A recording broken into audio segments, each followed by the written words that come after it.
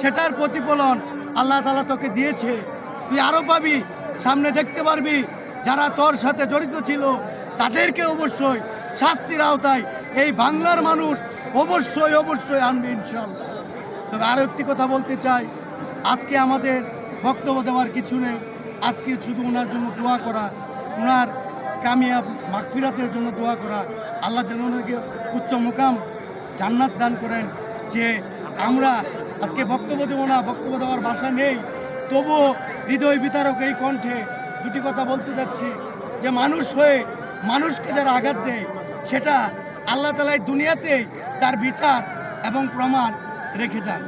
তো আজকে দেশবাসীর প্রতি একটাই আহ্বান যে আপনারা দোয়া করবেন, ওনার জন্য দোয়া চাই, আর আমাদের জন্য দোয়া করবেন।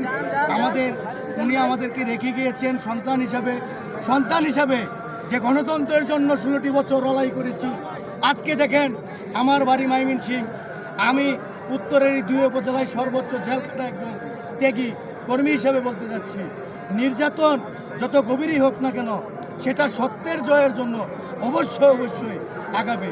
আজকে আপনারা এই বেগম জিয়াকে দেখে সারা পৃথিবী আজকে জেনে নেবেন দুর্নীতিবাজ চোর বাটপারের কোনো ঠাঁই বাংলার মাটির হয় না। আজকে আমার ম্যাডামকে আপনি ঘর থেকে বের করে দিয়েছেন, আল্লাহ তাআলা আপনাকে দেশ থেকে বের করে দিয়েছে, সেটাও আপনি মনে রাখবেন। যে দেশের মানুষ আজকে কি চায়, আজকে গণতন্ত্রের পক্ষে দুটি কথা বলতে চেয়েছিল। আপনি নির্যাতন, জুলুম, গুম খুন করে আমাদেরকে লাঞ্ছিত করে আজকে 1,42,000 মামলা দিয়েছেন, 60 লক্ষ লোককে আসামি করেছেন, 39,000 লোককে গুম করেছেন, তারপরেও আপনার আত্মায় কোনো শান্তি আসে নাই।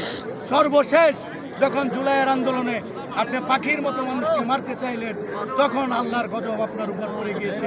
সেই গজবে আপনি বুঝতেই পারতেছেন প্রশাসনে দক্ষিণ সুদান দেখেছেন সরকার বিলুপ্ত হয়েছিল। এই 2024 সালে প্রায় 400 বছর পরে এই হাসিনাকে দিয়ে আরেকটি ইতিহাস রচিত হয়েছে যে শুধু পতন হয়নি, এদেরকে বিলুপ্ত করে দিয়েছে এই বাংলার মাটির মানুষ। তবে সর্বশেষ দোয়া চাই। আসসালামু আলাইকুম।